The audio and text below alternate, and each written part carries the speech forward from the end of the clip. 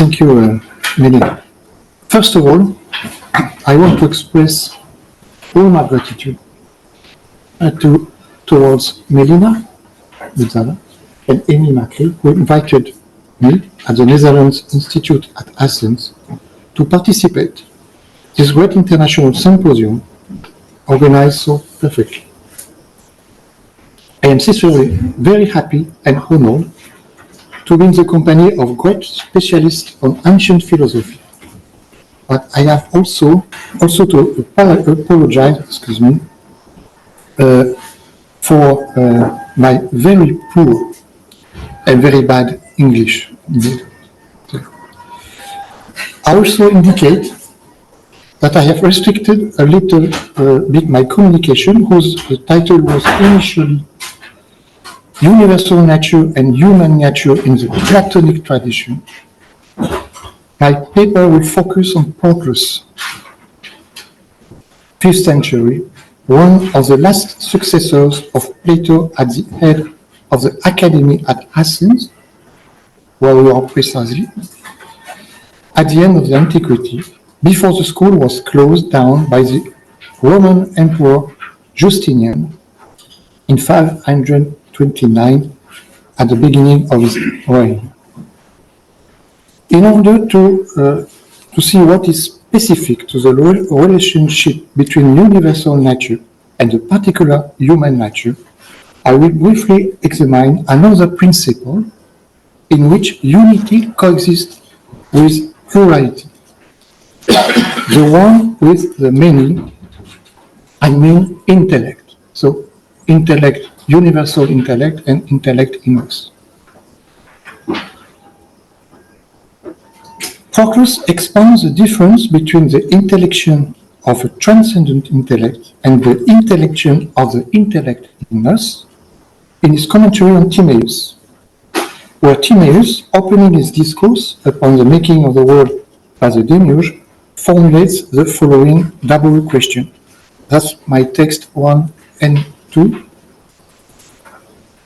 What is that which always is and has no beginning, and what is that which is always becoming, but never is being?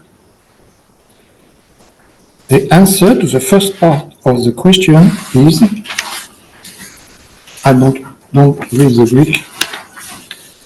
Indeed, that which is grasped with intellection together with logos is that which always exists emphatically. I turn my attention to the first part of this sentence, and more precisely on the two words, noisei and logo. In the Greek text, to mende noisei metalogu perilepton. That is the to ai katatoton form. Proclus recognizes here two intellects. The particular intellect with capitals, because particular intellect is a divine intellect, which is intellect in the full or strict sense of the word, that is a transcendent intellect, but not the most transcendent in the hierarchy of divine intellects. Particular intellect is established directly above our essential nature, directly, that is not too far away from the individual human soul, so that the intellect in us can connect its own activity with the intuitive knowledge of the particular intellect. I quote Proclus, like a lesser light acting together with a greater one. And so the intellect in us can also intelligize the intelligible forms. The difference between the two intellects and the two intellections is that the intellection of the particular intellect is a simple intuitive knowledge, like a vision of all the forms at once, in Greek atros, whereas the intellect in us intelligizes the forms one by one. It is still intuition, but not of all the forms at once, just one by one.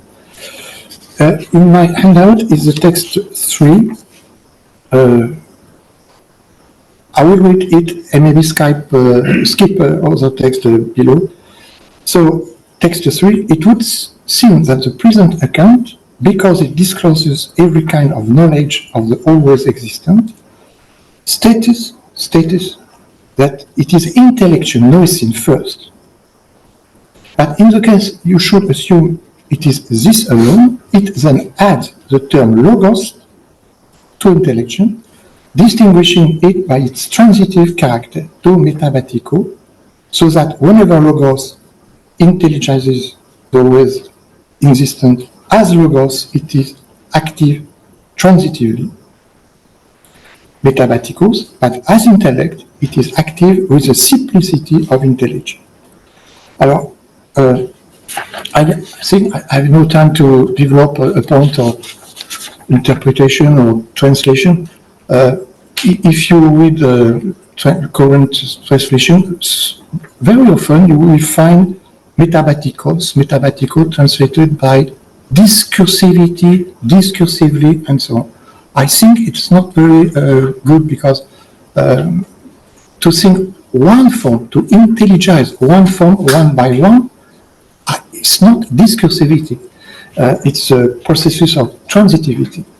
You see, I think intellection is one thing, discursivity and science is another thing, and now intellection can be, you can distinguish two kinds or two forms of intellection, atros and metabatikos. But that's not a detail. I don't think it's a detail, but I will not develop this one here. And so I think that we got here with the text 4 the same idea. I will not read this text 4. It's the same idea. The specific character of the intellection of the intellect in us is the loss of the global intuitive knowledge, the loss of to atropos. That's implying a kind of substantial alteration. The intellection of the intellect in us, being transitive, involves a temporal aspect, connatural to itself. We are no more in eternity, which is the natural place of intellect with string science of the term.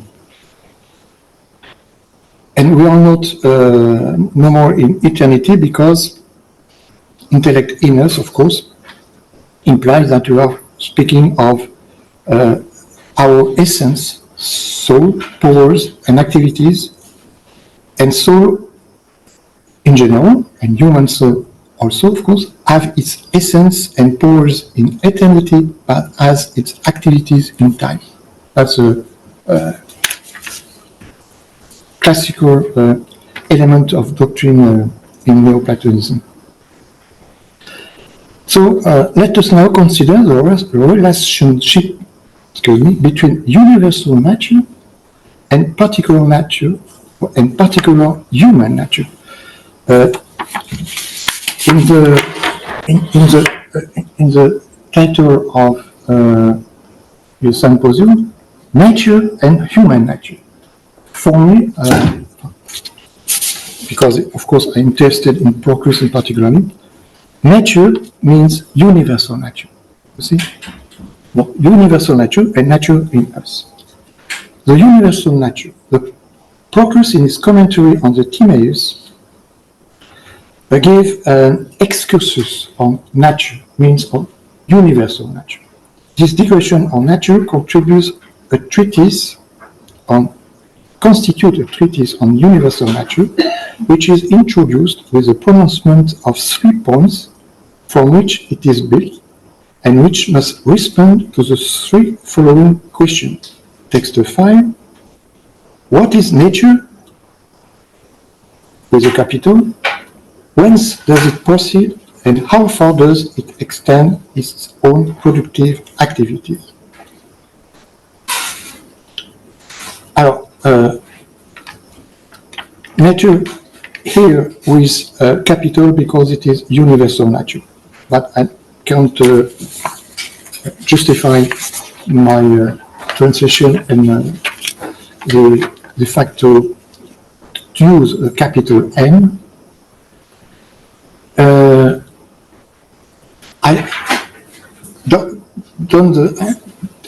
I give the answer focus to the first question.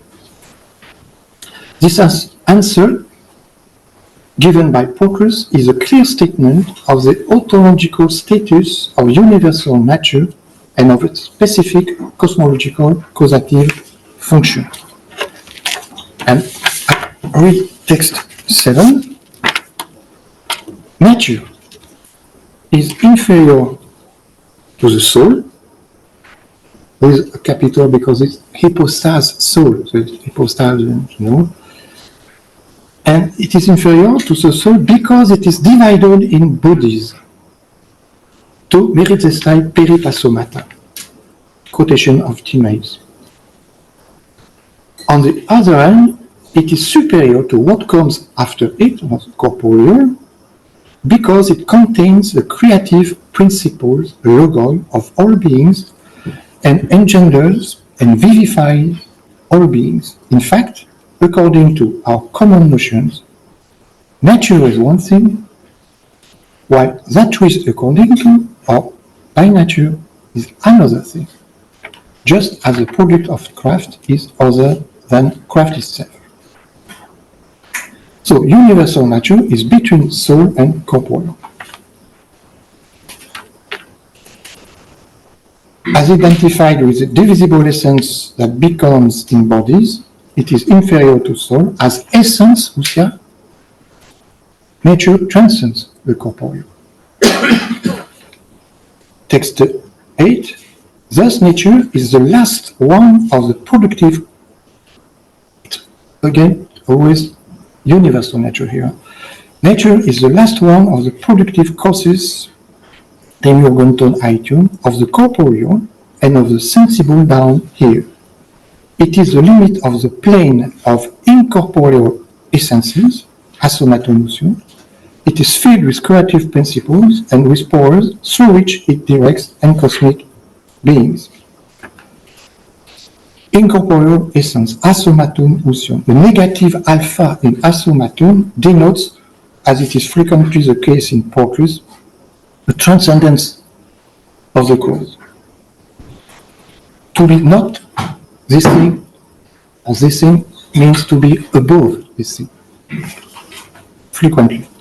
Indeed, a productive cause, strictly speaking, is superior to its product. For a Neoplatonist, where a productive principle or cause aitium is concerned, the cause is considered superior to the result. Text 9, from the Elementatio Theologica. Every productive cause is superior to that which it produces. And proposition 75, every cause properly so called transcends its resultant. I think I can now go to maybe just resume for the principal points. Nature is above the bodies, assomatos, but she is inseparable from bodies. And now the text 10, and so nature, according to Plato, has been thus defined, namely as an incorporeal essence, but, and that's a little bit paradoxal, inseparable from bodies, possessing in itself the creative principle of bodies, unable to see into itself.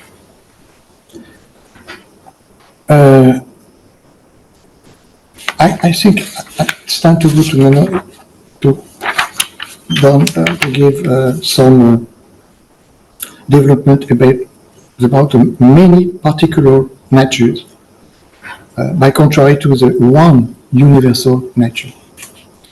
And not any one particular nature, of course, but specifically the human particular nature.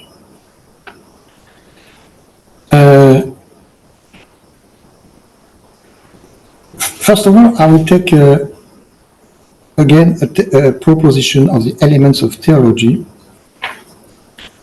proposition 21. From this, it is apparent that in nature of body, in nature of body, it means not the nature of the body, but the nature which is in body. Don't explain that this first translation was a false. It is not the nature of the body, but the nature which is in body. Unity and plurality coexist in such a manner that the one nature has the many natures dependent from it, and conversely, these are derived from one nature, that of the whole. So, the many particular natures, which have been now subject of my development, you must see them as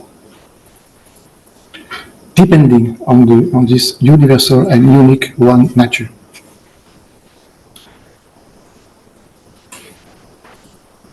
Alors, the word forms here is very important.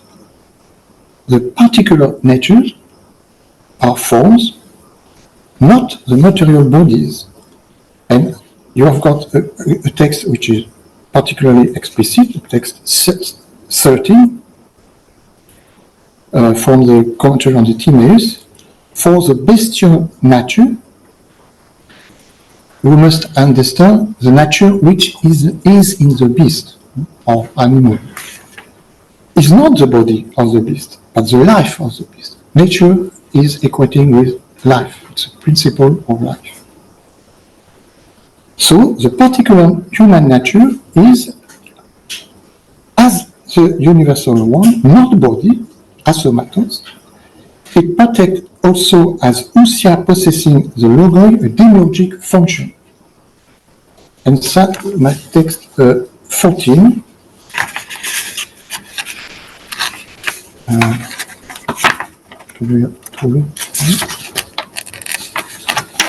text 14, granted that man comes from seed.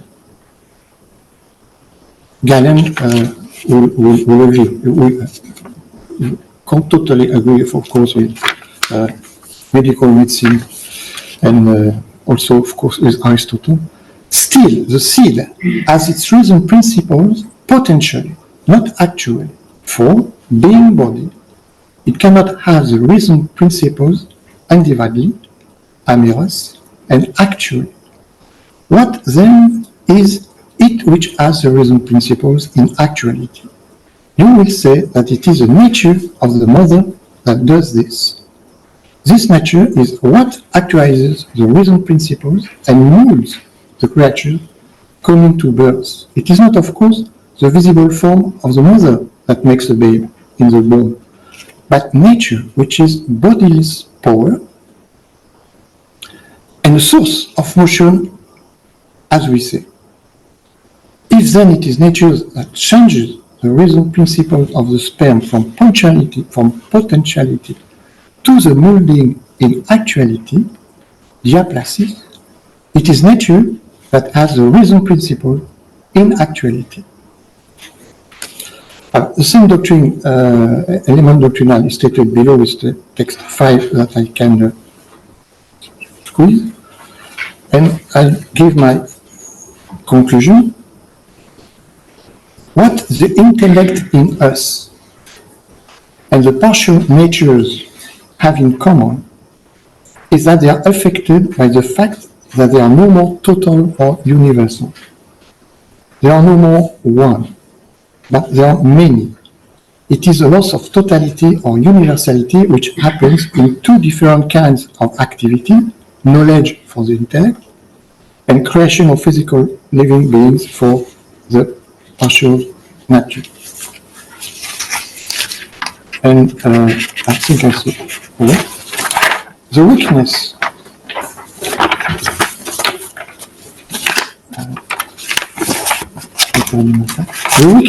of the intellect in us, or the intellection in us,